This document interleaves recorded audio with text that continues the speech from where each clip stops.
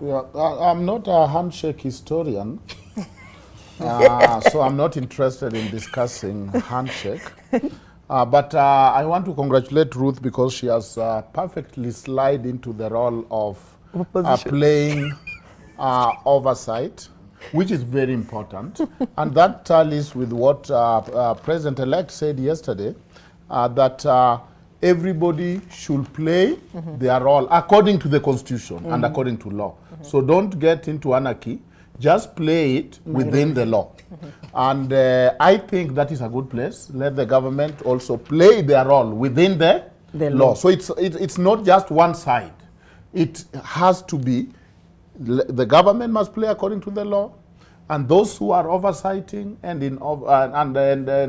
must also do it according to the law. But beyond that, I don't see why somebody should be edgy when somebody confess their faith publicly.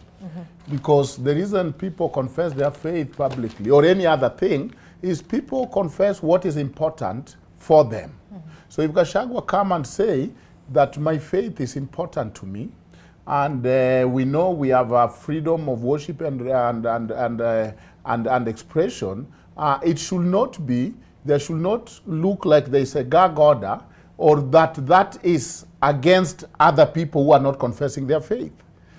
Just because you are confessing your faith does not mean that you are in a way belittling those who are not confessing their faith. Everybody come with what they value in their life. So if somebody come and say, for me, I fight for social justice, and that is number one. For me, I believe in human rights and equality.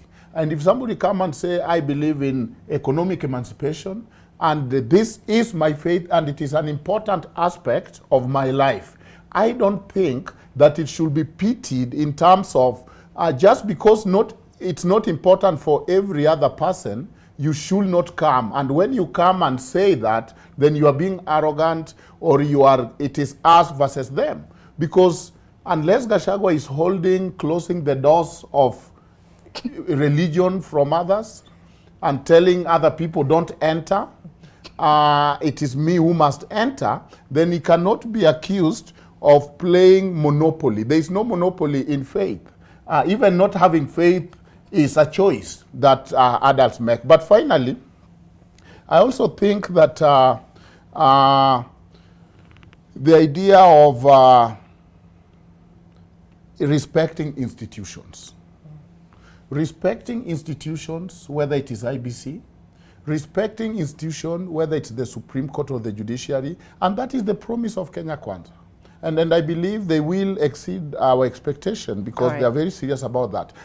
Because of respecting institutions, that was the challenge with handshake. For some of us who devotionally read the Constitution, we were having a problem placing this new form of governance that is not in the formal Constitution, but you are seeing Cabinet Secretary reporting in Upper Hill and doing government function within the informality. And the problem in Africa is that the formal Constitution is usually not followed. The unspoken, the invisible culture become the governance, and you cannot hold that to accountability. Because when you go and you say, former Prime Minister, since you shook hands, you are now in the government, how come I have a portal? It will be a simple answer. I'm not in the government. So that informality is the problem of handshake, that it leads to informal governance, it leads to opaqueness, so to speak, to borrow from my lovely Commissioner Cherara and my mentor. When we have written a constitution, when we are saying this is the contract that should govern us, and then there is some under the table, informal, in the name of handshake, governing the country, it is very hard for rule of law. And so it became very difficult for us as constitutional, as students and scholars. Where do you draw the line when it comes to, and I'll probably take Nordin on this, where do you draw the line on the issue of, respecting and strengthening institutions in our country, and also opening up the space for maturing democracy, where there is room to allow people of opposing political, opinions to come together and say, look, let's work together. Well, the line is drawn clearly in the Constitution. You see, the moment you observe what the Constitution says, then everything will fall into place. Because, like, for example, everybody is talking about who won and who lost.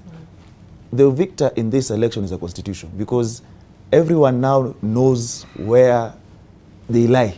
And when you look at the law, they say the law is very clear. That's a very old phrase. But in reality, it is true. The problem with this, this was the first government post-2010 Constitution. So there are those who had the hangovers of the old Constitution. That is why you realize most of the things this government did was seen to be unconstitutional as per the court. When you go to court, like for example the BBI and everything, there are so many executive orders and problems that government got itself into because of not observing the Constitution. Because for most countries, a constitution is more or less like a hindrance to achieving certain objectives. So moving forward, for example, I had the Deputy President say that he'll respect institutions. He's meant to do that. It's not more or less like a favor. That is what the Constitution says, separation of powers, the executive, legislature, and judiciary. It is more or less, in as much as they are separate, they also work together. Now, moving forward, they just talked about how Ruth has slid into opposition. For me, I believe when we look at, for example, the legislature, we need a vibrant legislature, because the last one we had was more or less captured. It was more or less like a voting machine. People would wake up and just vote without knowing what they're even voting for. It's just more or less I'm voting yes or I'm voting no. So in as much as there are those members of parliament who will be in government, they also need to have an independent mind. That's what I believe. Because the problem we have in these political parties, because we haven't matured yet in our political space, these political parties have this thing called respect the party leader, party line. Most of the time, that party line is more or less injurious to the people, because bills that are being passed, for example, if you look at the security bill that Jubilee passed, courtesy of tyranny of numbers, who was it helping? It wasn't helping the common man. So at the end of the day, in as much as we talk about numbers also in Parliament, because we are yet to see a theatre of theatrics this Thursday. Oh yeah, and we will